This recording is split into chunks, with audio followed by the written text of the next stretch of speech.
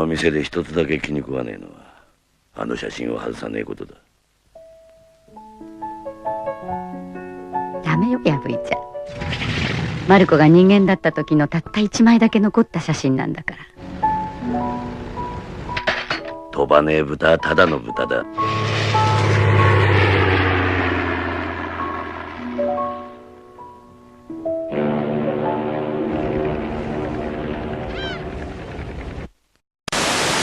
Welcome to day 13 of Michael Keaton Month, where I'll be reviewing all the movies that Michael Keaton has appeared in. And I want to get stuck into this video as soon as possible. I'm not going to be talking about the movie specifically first because there's a personal story I want to share with you before I get to the actual movie and why I'm doing this movie. It's going to be quite a different video, but I hope you stick with it, I hope you enjoy it.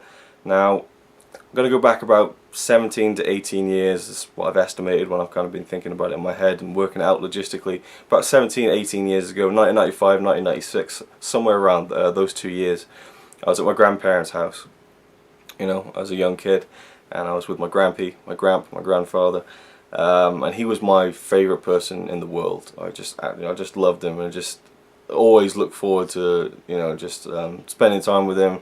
He was just so fun. Awesome, and just everyone loved him. He was an amazing guy, and he's been, you know, he passed away 10 years ago now, which is still crazy. And I always dream about him. I have these weird dreams where he's kind of still alive but not quite there. It's really weird. I have this recurring dream that bugs me, but he's always on my mind anyway. And this story is one of my favourite stories involving him, and although it's a very kind of brief one, and it's one that only I know of because it wasn't one where other people were around. It was just me and him, and we were watching this movie. And it was a cartoon movie, an animated movie. I remember very specifically a image of this kind of ugly, kind of fat man in a plane, and he's fiddling around with his gear stick, and the plane is shaking, and he goes, "Shit!" And I looked to my gramp looked at me. We both did a double take at the exact same time. We looked at each other. And I was like, okay. And my gramp went, huh. As if to say, well, that was that then. I mean, there was nothing more to say. My memory ends there. I have another kind of image of these rocks and someone climbing up the rock in a kind of cliff formation. And that's all I have of the memory. I just remember someone saying shit and being really surprised, and us doing the double take, and I said, great memory. I cherish it because it's just a really fun one, I think. And I don't know what happened after that. I don't know if we turned the movie off. I don't know if my gramp said, you know, you shouldn't swear, which I doubt. Not that he encouraged it, but you know, he was cool. And I'm not sure if, you know, we carried on watching and, you know, nothing was said of it. I really have no idea. And the thing that I really didn't know was what the movie was. And how could you know? I mean, I've tried to find it over the years, you know, nearly 20 years now even. I've looked, you know, occasionally online, but you know, when you search in fat ugly man flying a plane in an animated movie, you don't really yield that many results. So yeah, I never found out what that movie was until now. Go back about 3 months, 2.5 months, I was kind of prepping this whole Michael Keaton month, working out what I was going to do. And I saw that Michael Keaton had lended his voice to a Japanese anime movie called Porco Rosso, which is the movie that we're talking about today. Now, he lended his voice to this movie in 2003 as part of a Disney English dub of the movie. The movie itself actually came out in 1992, and I'm going to get really in-depth onto all the details of the movie itself. I've got an interview with the director, you know, that I'm going to read some of the excerpts to you to get a better idea of the movie and everything, and just some stats, some trivia. It's going to be quite an in-depth look. But first of all, it came out in 1992, so I didn't see the Michael Keaton version with the English dub because that came out in 2003. And it was definitely, you know, between 95 and 96 I saw this movie on the TV. Now, my grandparents had cable, I'm sure. As long as I can remember, they had it, so I'm sure they had it back then, and it could have been on any channel. And I did some digging, I did some research, and I found a second dub of the movie that was done by a company called Streamline, and I found a copy of it only last week, and I've been looking for the past 2 months, and I found a copy, and I was getting, my heart was beating faster as I watched it because I knew I was going to see that moment that kind of, you know, stuck in my head for, you know, most of my life. And it wasn't there. It still wasn't in that version either. And I was just like, did I imagine it? You know, but it was so, you know, why would I imagine something like that? So I tracked down a copy of the script. Now this was translated originally by Koji Ono on March the 18th, 1993. The first edited version was by Larry Greenfield on March the 27th, 1993. And it was revised by Lee Collins and Deborah Goldsmith on July the 20th, 1993, with a further revision on July 27th. Now, in the copy of this script, in the scene where he is fiddling with the gear stick, you know, when he's looking at a map, he says, you know, in the Michael Keaton version, dang, you know. In the Japanese version, with the English subtitles, he doesn't swear or anything like that. But in this translation and the script reads, damn it, son of a bitch. Now it stands within reason that shit and son of a bitch sound quite similar, and it does ring a bell now that I've read it. So I think that was what I saw, was him saying son of a bitch, and that was what made us turn and look at each other. Now later on in the movie, in fact literally within a minute, there is a part where one of the pirates in the movie says, shit, what the hell are you doing? Shoot him down. This is in this script. Now what I can basically imagine is that this translation of the movie is not accurate, is not correct. My fiance, she speaks some Japanese, and she listened to the Japanese version of the movie, and she said it didn't sound like he swore at all. So I don't know where it came from, but I definitely saw it, and that happened. So, and now I know what movie it is, and I was just so amazed when I was looking up the movies that Michael Keaton had done, and that he'd done this Japanese animated movie, and it said Porco Rosso, and I clicked on the summary and it said a humanoid pig pilot. And I thought, a pilot? A pig? A fat ugly man? I was like, no, surely not. And when I tracked down the movie for the first time and watched it, oh my god, it was amazing. It really was amazing, and it has made this whole Michael Keaton month for me worth it times 100. I mean, it's just so amazing to find this movie that I've been looking for so long, inadvertently, while doing something else that I love, looking at the movies of probably my favourite actor now. And that is just awesome. Really, really awesome. Again, the mystery as to this mysterious English dub with the swearing, I have no idea where that is, where it came from, why I saw it, but I definitely saw it because, you know, you put two and two together, and with this translated script that's online, you know, there's no smoke without fire. I definitely saw that swearing, and I remember looking at my grandpa thinking, shit. Well, not shit, but you know, he just said shit, or he just said son of a bitch. So there you go. That story is put to bed, and I was always kind of thought of it as a kind of story or an anecdote that was kind of missing a piece of the puzzle. But really, it wasn't. You know, you didn't really need to know what the film was. It was still a funny story, I thought. Although at the lengths of which I've discussed it now, it seems like not that much. But you know, it means a lot to me, and I really, really love that memory. But it was always complete. You know, but now knowing what the movie was is an extra kind of level of niceness to it. It's just like, that's good. That's good now. I know what the movie was. So, you know, you can take that puzzle and now put it in a nice shiny box, stick it in a shelf in the back of my head where I can take it out and just enjoy it from time to time. So, very happy with how that all turned out because it was just really cool. It was like solving a mystery and doing the research and all that kind of thing. So, I really, really enjoyed that part of Porco Rosso. Now, let's talk about the movie. The plot of the movie revolves around an Italian World War I ex-fighter ace, although his nationality is kind of a bit of a mystery, and I'll touch on that a bit later on. But he's now living as a freelance bounty hunter chasing air pirates in the Adriatic Sea. However, an unusual curse has transformed him into an anthropomorphic pig. Once called Marco, he is now known to the world as Porco Rosso, Italian for Crimson Pig. A lot of the movie takes place in Italy, so I guess that's why that was chosen as the name of the movie, and as it is known in English. And Porco is friends with this woman called Gina, and she runs this hotel on a little island amidst all the other islands in the Adriatic Sea. Although it's a very, very small island, it's just a hotel. And pirates visit there occasionally, and you know, she's fine with them being there as long as they don't cause any trouble. And she has a previous relationship with Marco, Porco, and she's been widowed 3 times now, and you know there's a relationship between them. You know, when they were younger, nothing ever happened, but you get this sense that there's kind of unresolved issues between them. Now this new American guy turns up on the scene called Donald Curtis, and he kind of aligns himself with the pirates in a shady kind of way, and they want to get rid of Porco because he's stopping all their business. He's hunting them down. That's his job now. So Curtis basically takes out Porco while he's trying to get his plane repaired, and ends up almost destroying it.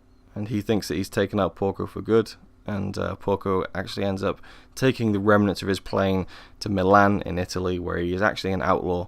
And so he's hiding from the police, you know, from the fascists in this era, which is in 1930. And he gets his plane repaired by a man called Piccolo. And he's an old guy, and he's just got his granddaughter working for him. Her name is Fio, and she's going to be the one to design and build Porco's plane, or rebuild it, and do it up and stuff.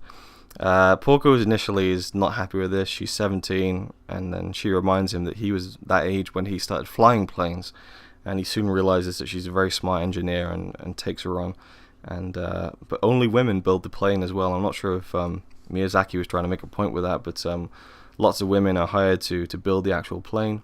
So once his plane is fixed, Porco flies back to the Adriatic Sea to face Donald Curtis, maybe gain revenge and take care of some of the pirates that are causing trouble in the area, and maybe resolve things with Gina, who knows. And there's also an interesting kind of relationship that he shares with Fio, which I'll talk about as I now talk about my thoughts on the movie. Yeah, so my first impressions of Porco Rosso initially, once I got over the fact that this was the movie that, I'd seen with my grandp, all those years ago, and I looked at it, completely objectively and not being biased towards it because of that, I adored it. I absolutely loved it, and it just made the whole thing that much more sweeter, I think. It's just a brilliant movie. It's a fantastic movie. It's directed by legendary filmmaker of Japanese animated movies, Hayao Miyazaki. You probably heard of the films Spirited Away, Howl's Moving Castle, My Neighbor Totoro, many others that he's done, and this is one of his lesser known movies, in fact, and it's really, it's quite different to a lot of other movies from what I can tell. I've not seen many of them, but yeah, there's something about it that I really love.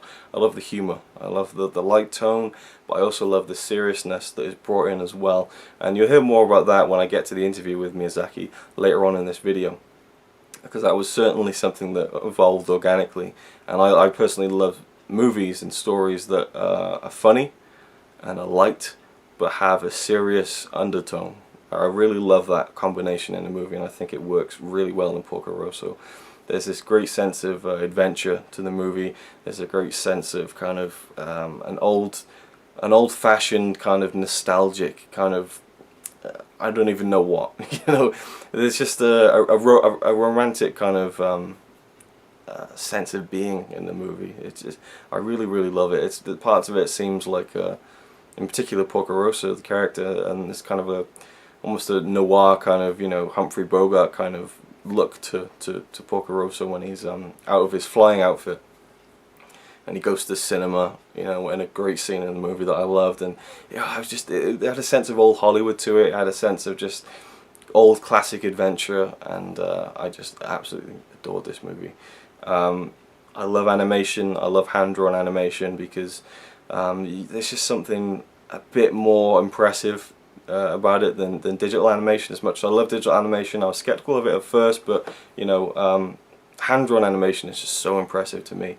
And I always love backgrounds. I'm a big background guy. You can tell in any animated movie there's a background, and then there's the foreground, the characters that move, the objects that are interacted with. They're of a different kind of shade than the backgrounds, which are painted and beautiful, and that they don't get changed. And I think in anime movies, and Japanese ones in particular, the backgrounds are phenomenal.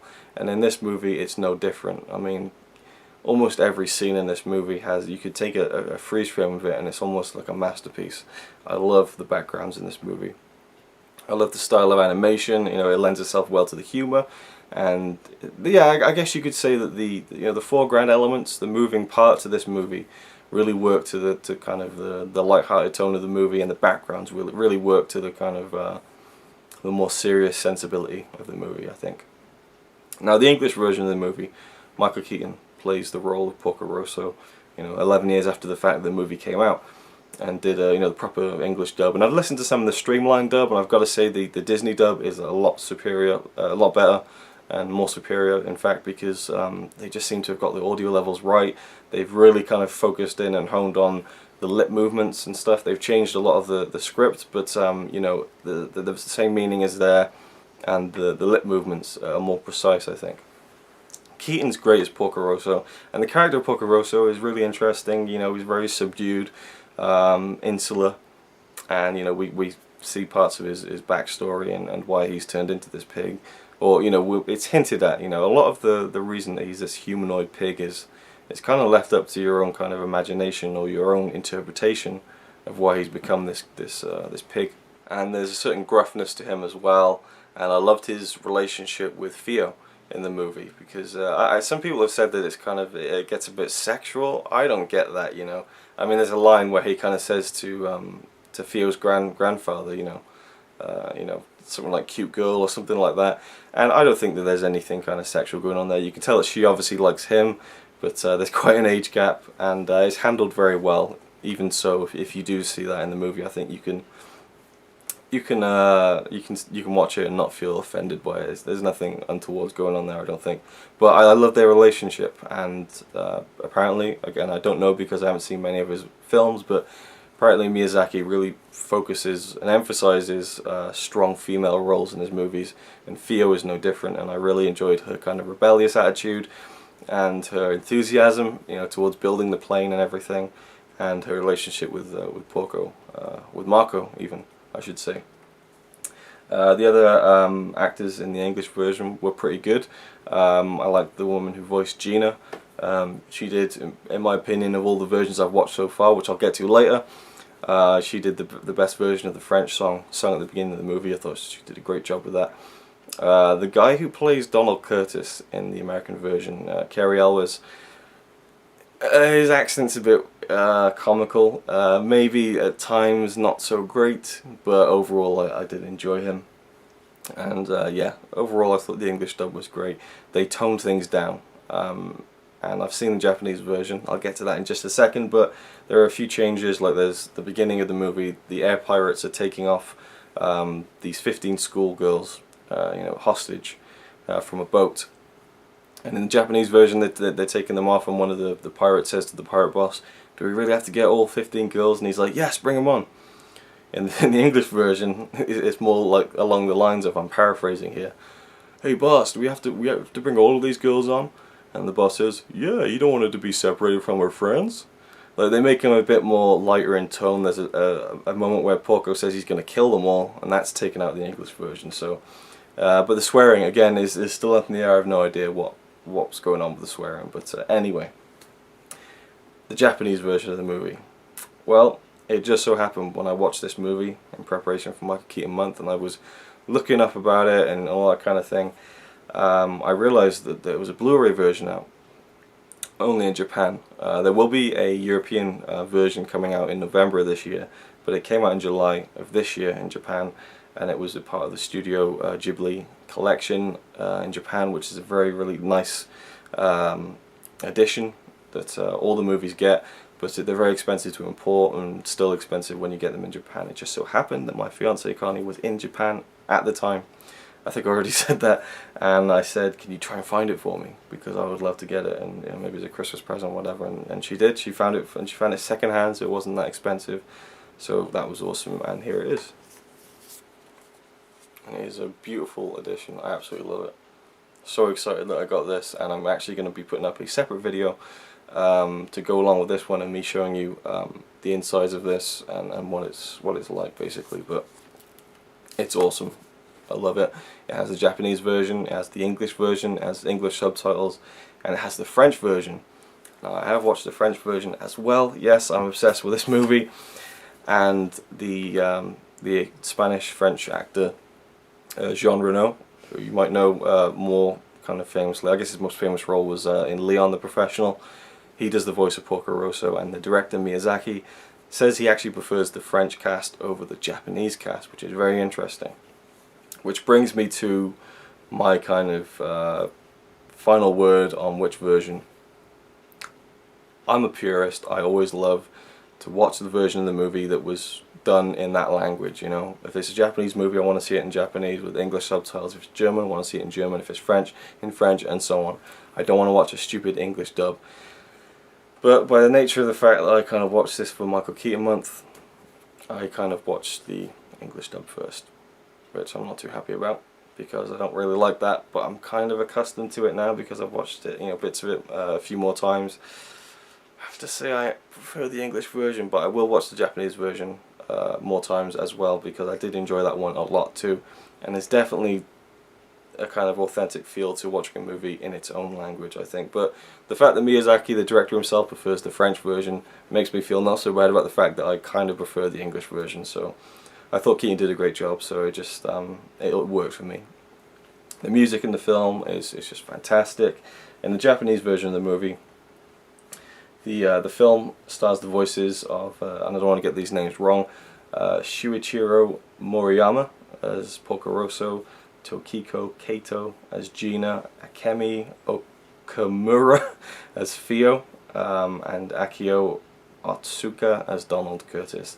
Toshio Suzuki produced the film for Studio Ghibli, and Joe Hisaishi composed the music, which again I thought was brilliant. There's some great pieces of music in the film. There's a great piano piece that kind of highlights the relationship between Marco and Gina from when they were younger, and a brilliant flashback scene that I thought was just beautiful and just really great, and just really fun kind of music as well for the action scenes and the light-hearted scenes, and a really kind of haunting, really beautiful piece for the kind of the ship, the airship graveyard scene, which was in of itself a beautiful scene as well. I thought that was really interesting. I'll just jump straight in there. That scene was partly inspired on Miyazaki's part from a Roald Dahl short story, and I loved that scene. I thought it was just fantastic. It was really kind of just a sad scene, you know, and it makes you think of all the kind of lives that were lost in the wars, and that'll bring me to talking a bit more about the actual movie and the setting of the movie. Now, the film was originally planned as a short in-flight film for Japan Airlines based on Hayao Miyazaki's manga, The Age of the Flying Boat, but it quickly grew into a feature-length film. The outbreak of war in Yugoslavia cast a shadow over production and prompted a more serious tone for the film, which had been set in Croatia. The airline remained a major investor in the film and showed it as an in-flight film well before its theatrical release. Due to this, the opening text introducing the film appears simultaneously in Japanese, Italian, Korean, English, Chinese, Spanish, Arabic, Russian, French, and German. Porco Rosso is one of the few films directed by Hayao Miyazaki in which the historical and geographical settings are clearly defined and where most of the story could have happened in the real world. Marco is an Italian hero from the First World War and is shown fighting against Austro-Hungarian fighter planes in a flashback sequence. The story is set in the Adriatic Sea East Coast. It happens between the time of World War I and World War II, and the scenes and the map in the film suggest the town depicted is Rijeka, also known as Fiume, while the main setting is actually based off of Steneva Beach on the island of Vis, which I thought was really interesting, that it was actually kind of modeled off a real kind of beach, and in particular Porco's kind of little lagoon hideaway, which is a lot more secluded in the movie, but you can definitely see the similarities of Steneva Beach.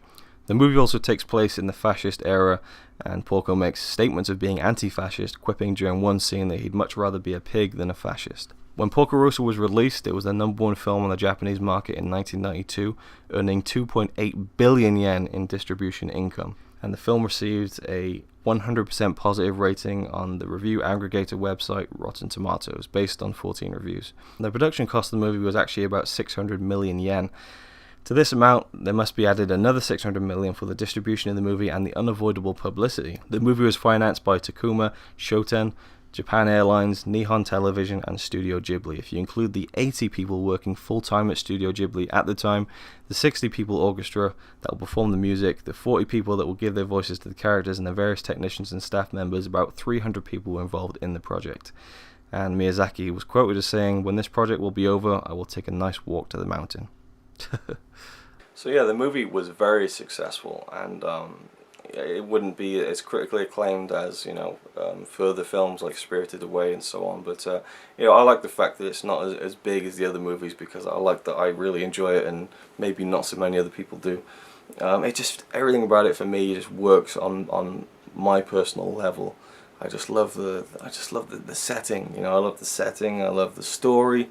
Not much happens really, but I'm hooked the whole way through because I love the characters and the relationships, and the flying scenes are just fantastic. You can tell that Miyazaki loves flying, and has a kind of love affair with just the beauty of the sky and all that kind of thing, and with the past and nostalgia. I think too. Even if you take away the fact that it's set in the 30s, there is a feeling of nostalgia towards it when you look at the kind of flashback scenes and so on, and even at the end of the movie, where we hear that Donald Curtis has said that he longs for the good old days of the summer in the Adriatic Sea. There's a very strong theme of nostalgia in the movie, I found anyway. And yeah, for me, I'm going to throw it out there, this is my favourite animated movie of all time. It's a bold statement to make. Do I think it's the best? No, but it, for me, is my favourite. And that's strictly, hand-drawn traditional animation, which I prefer anyway. It just ticked all the boxes. I love the fight at the end, just the way that it's up through the skies, and Porco and Curtis, they're trying to kind of outfly each other, and then they end up just getting back down to the ground, or in the sea rather, and they just slug it out, and it's really funny, but also an interesting ending for the movie. A lot of people didn't like the fact that they ended in such a brutal fight, but I found it kind of comical at the same time, even though it had kind of more meaning behind it. And Porco really just his struggle, and that's a big part of the movie, is why is he a pig, has he condemned himself to this because of the fact that he survived World War One, and that's a very strong theme, a very strong issue as well. It's a tough thing to kind of juggle in a movie like this, and I'll get to that with the interview with Miyazaki, where he discusses things like that. But for me, I kind of see it as him probably condemning himself to this curse. There's a theory that he doesn't look like the pig, that he sees himself as the pig, but that's kind of washed away by the fact that Gina says at the beginning of the movie, that's the last picture we had of you before, while you were still human. And at the end of the movie, where his face might have changed, he might have changed back to a human again, and Curtis is like, "Let me have a look at your face." But it's ambiguous, and I like that about the ending of the movie. I thought it was very well done, and left me satisfied, even though it was ambiguous, which is really tough to do, I think, in a movie, especially someone like me who's so hard to please, completely anyway. So yeah, it's interesting, but I definitely think it's his own guilt that has kind of turned him into this kind of pig. And again, people can kind of really analyse this as kind of, it's Porco seeing himself as a pig, and he's got all these projections upon himself, and he thinks that he's this womanizer and everything, and maybe he is. It's kind of hinted at the beginning again as well. But for me, I don't tend to look into it too much. I think it really just stems back to his guilt from World War One, what happened, and just the fact that he survived. And that's again something that could really ring home for a lot of people who lost family in the war, or have people who survived the war and had kind of post-traumatic stress and all that kind of thing. I'm thinking about it too much, but it is what it is. I'm going to cut in with a clip of the similarly legendary film director, animation director John Lasseter, who talked about these movies, the Studio Ghibli movies, Miyazaki's movies, and in particular this Porco Rosso, in January of 2006. I'll keep that in. I wanted to edit that out, to TCM, when they were showing lots of Ghibli movies, and he has a few things to say about Porco Rosso that I thought were interesting. Hi Hi, I'm Ben Mankiewicz. I'm back again with acclaimed Pixar animator and director John Lasseter to discuss the work of another acclaimed animator, Hayao Miyazaki. John, welcome back. Oh, thank you. This is a great one tonight. I'm so excited about this film. You say they're all great. I do. Well, I like all his films. Up next, John and I are going to discuss Miyazaki's 1992 film, Porco Rosso, a film that's great fit for TCM because you could really easily see the likes of Clark Gable, Mary Astor, and Humphrey Bogart playing the lead characters. Is Miyazaki a fan, do you know, of classic Hollywood? I think absolutely. He's got to be when you see these films. You know, I know that early in his career, he was one of the very first Japanese animators and animation directors to travel abroad for research. You know, he went over to Italy, you know, to study, and I think he just fell in love with it over there. It's clear by this film. This is for Miyazaki. This is an unusual setting. It's set in Italy in between World Wars I and II, rise of fascism. Yeah, that's his other movies are set in these sort of fanciful world, these worlds of great imagination. But this one also. It represents so much of what Miyazaki loves. Right. He loves airplanes. Yeah, well, clearly. He loves airplanes. And when you look at this film, the care that he takes in the design of them and the flying and the love of them, it's absolutely beautiful, this film. And also, one of the things, and I don't know why, but Miyazaki-san always draws himself as a pig. Well, I don't know, but and clearly this character is sort of like a self-portrait, you know. And we see pigs show up in a number of his films. Yes, certainly Spirited Away, Princess Mononoke, right. With the boars anyway. And he really, when he sketches himself, it's a pig. Yeah, he'll do a little caricature of himself, and it's always this kind of pig, you know, little squatty pig in a suit and stuff like that. I don't want to yell at you, Marco, but if you keep acting so pig-headed, you're going to end up dead. And I can't bear to go to another pilot's funeral. Come home, will you? Sorry, baby. Gotta fly. You jerk! What I love about Miyazaki's films also is the beauty in these films, the backgrounds. You know, in the world of animation today, where so much computer animation, you know, is kind of replaced hand-drawn animation. You look at films like Porco Rosso, and you look at those gorgeous painted backgrounds, and you go, this art form is alive and well and beautiful, and this is such a wonderful story too, you know, and as with all of his films, with great characters. He says about himself that what he grew up drawing, and he loved to draw as a kid, was drawing tanks and airplanes, kind of things you'd expect a young kid growing up in war to draw. But he says that he's terrible at drawing people, which I think is certainly not true, but it's interesting that he sees himself that way. He's a humble man, you know, but he's one of the greatest draftsmen, you know, I've ever seen. I mean, he does all the storyboarding for his films himself. For every movie. Every movie. And what strikes me, you mentioned this in an earlier film, in chronological order, start to finish. In fact, in Japan, they take his storyboards and publish them as a comic book, you know, because they're just, you could follow along, and they're beautiful, you know, and I love Porco Rosso. It's one of my favorites of his films. So yeah, John Lasseter, you know, great animation director, more in the digital realm, you know, with Toy Story and all that kind of thing. But you know, it's interesting to see how well respected Miyazaki is in the filmmaking and animation, in particular, I should say, community and business. And he's often been compared to Walt Disney, the Japanese Walt Disney. And I've seen an interview where he says he doesn't like that comparison because Walt Disney was a producer and he's a director. And some people could take that as being cocky, but you know, it's the truth. It's the truth. You know, he is more of a filmmaker and animation director than Walt Disney was. But I can see why people would say that. It's a simple comparison to make. Now I'm going to give you an interview with Miyazaki now, and I'm going to be reading it just to make it easier because there's no audio version of this. But there's some interesting notes about the movie, so we'll get into that right now.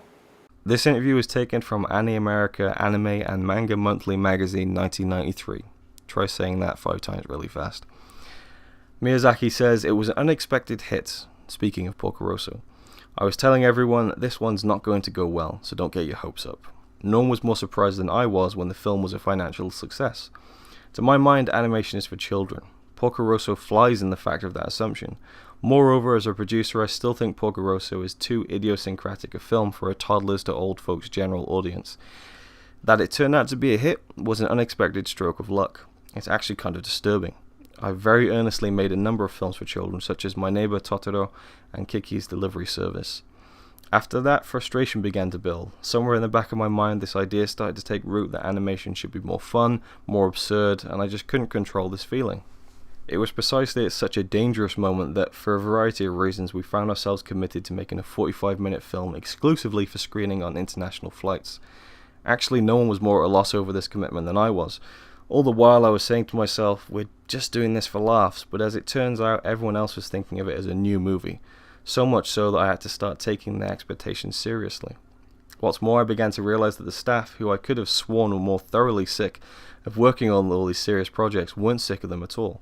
I had totally misread the situation. I thought to myself, this is no good, I've got to get my act together. So as I'm frantically trying to catch up, 45 minutes turns into 90 minutes, we have trouble with the animation, and expenses begin to mount to the point where the only way we can hope to recover our investment is to make it a general theatrical release.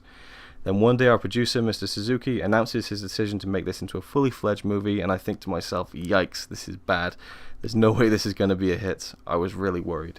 I never trusted the response of industry people. They're too conservative. They've always been a step behind the times. If industry people knew what they were talking about, the movie business wouldn't be on the decline like it is. Moviegoers aren't fools. You might get lucky and score a hit with a film that has no substance, but you won't get away with it twice. Now, the decision to go ahead with Porco Rosso may have evolved in a half-assed way, but when it came to the actual production of the film, we gave it everything we had. I'd wanted to do it somewhere around 1928, but the World Depression hadn't begun at that time, and it still hadn't reached Italy by 1929, so it ended up taking place in 1930. We sort of fudged on the dates. Around that time, there were a lot of biplanes that were in use. It's not that I have a particular love of biplanes, but that I have a love of technology which no longer exists. We can't go back and witness it, and there's something stirring about that impossibility, don't you think? That's what it is. That's what makes the past so stirring, the fact that you can never return to it, the fact that it can never be recovered.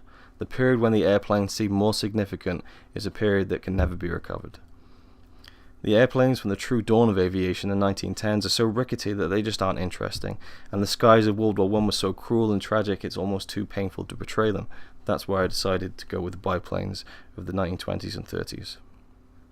This excerpt came from Yom in 1994.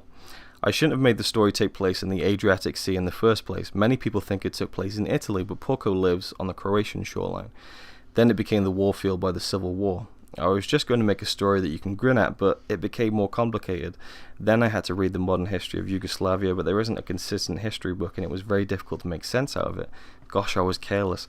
I would always try to make a film uncomplicated, but somehow it would get complicated. It was the same thing with Laputa. I thought I could make it more uncomplicated, but it's inevitable that my own various thoughts would creep in and make it complicated. Certainly I made Porco as I had wanted, I couldn't do it any other way, but I also feel kind of humiliated for changing the plan in the middle and not making it as I planned from the start. I was going to make a 45-minute movie, and it became more than twice as long. So there we go. It's been a very long one. I hope you've enjoyed it. There's one more bit of trivia to add in. The name of the production studio, Ghibli, is embossed on the engine the Piccolo installs in Porco's new plane. It's very easy to spot if you've seen the movie. And yeah, just thought I'd throw that in to kind of even it all out at the end. I hope this video has been interesting to people who haven't heard of the movie, to people who are watching this for the Michael Keaton-ness, and to people who are fans of Porco Rosso who have watched this video. I really wanted to just go all out with this one because I absolutely loved it and thought it was brilliant. I'm sure I'm going to be kicking myself after this, and there's going to be so many more things I wish I'd said about the movie, but I just loved it. It's fantastic, and I'm so glad that I discovered it during this Michael Keaton month. Yeah, it's been brilliant. I'm going to leave you now with a clip of Keaton talking a bit about him taking on this role of Porco after the fact that the film had been made, and why he was attracted to voicing the character. So again, thank you for watching. Enjoy the clip at the end. Let me know if you liked the video. Leave a comment. I really put a lot of effort into this one. And yeah, see you next time. Miyazaki is amazingly creative. And Porco Rosso, I just think it's really unique. I was just totally intrigued by the sensibility and the style of it. What I love most about Miyazaki's work are the layers that he puts into it. It's geared towards adults just as much as it's geared towards children. Porco Rosso has the mark of Miyazaki. It's got flying, it's got pigs, and it's got a very precocious young girl. The script was a little difficult because they had to rewrite it in order to fit the mouth movements of the characters on screen. Someday I'm gonna give this thing an overhaul. You start to say, well, yeah, let's we can't do exactly that. We got to move it over here, move it here, and that's somewhere you find it. Maybe it's better to use this word here because you can see that the mouth is closing on that particular vowel. Your mouth needs to open and shut at the same time that their mouth opens and shuts, and all of that while doing some sort of performance that will capture their hearts. It's a cinch. It's challenging. It makes a different part of your brain work. It takes a lot of focus. We've got trash from all over the Mediterranean. Gangsters, smugglers, gamblers, maybe a handful of respectable people. When you're offered an opportunity to play a pig who's an airplane flying ace, how do you not do that? I mean, you just gotta do that, I think, don't you? But he's like a Bogart type character. Kind of cynical, kind of tough guy. Or maybe I'm dead and life as a pig is the same thing as hell. When I watched it, I thought, this is so kind of fun and cool. I'd be careful if you plan on making a deal. It's just a little offbeat from what I think we're used to. She sure is incredible. Quand nous chanterons le temps de cerises. Okay, it takes place in Italy. It was originally in Japanese. Now it's in English, but she sings in French.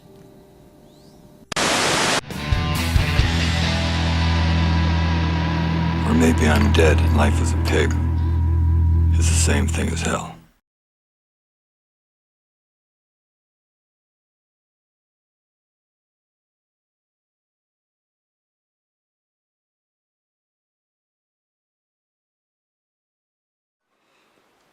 Okay, so this is like a really kind of spur of the moment, late night in the bathroom addition to this video, if you kept watching after the end. It's just so much more I want to say about the movie. There really is. It's crazy. I really want to stress how funny the movie is. Like, I really laughed watching the movie, which is rare for me, really. Something has to be really funny for me to laugh, and I laughed quite a lot throughout the movie. Just the humour, it was really funny, you know, and it's just, the animation is very cartoony at times, but also very beautiful and stylistic in others. I just love the relationship between Porco and Fio, and the way they tease each other and things like that. And how Piccolo was taking all of Porco's money. I thought that was hilarious. I thought even the pirates were really funny and really colourful and, again, funny characters. And my favourite moments in the film were really the two real emotional parts of the film where, you know, Porco he's sitting before, because of course I haven't really fully gone over the plot, but there's like the big fight between, dogfight between Donald and Porco at the end of the movie, is for the money for Porco's repairs on his plane, versus Donald, basically Curtis, marrying Fio, which is kind of a bit creepy actually. So there's a lot at stake. In the night before, Porco's loading the bullets, or checking the bullets before he puts them into his his plane. This is why I don't do videos like this anymore. And he's sitting there, and Fio's like, she sees him, and she kind of sees flicker of the night, that, you know, his human form, and he tells her that story of when he was in the World War I and all of his pilots kind of ascended to heaven and he was left behind, and how he was shouting after them, you know, take me instead. Really powerful scene, and again, as I said, the music and the imagery was just beautiful and emotional, I thought. And also the scene where he's just come back from Milan with his new plane, and he kind of just does some kind of aerial acrobatics in the plane outside of Gina's hotel, and that's when she has the flashback of her and him when they were younger, and I thought that was a really poignant scene, again with the whole nostalgia theme. But yeah, just a few things to add at the end, I guess, because I just felt like, I don't know, there's so much more I want to talk about. You know, the ending, the fact that Fio never gets to see Porco again, that's kind of upsetting to me, but yeah, it's just, I love the ambiguous note, you know, and there's a shot at the end of the credits of him flying away, and there's also a sequel in the works, and has been for a very long time. Miyazaki, you know, this is one of his personal favourite films that he's made, and he always wanted to make a sequel called Porco Rosso, The Last Sortie, but he is now retired from directing, so apparently someone else is going to direct it and he'll write it. Will it happen? I don't know, but I'd be very interested in seeing it. But part of me wonders how that'll work with how they kind of ended the film, so that'd be interesting. But I'd love to see it, of course, and hope that Michael Keaton would return to do the English dub, but nonetheless it would be great to see the character again. Yeah, so there we go, just the quick thing tacked on the end. Hope you enjoyed, and yeah, see you.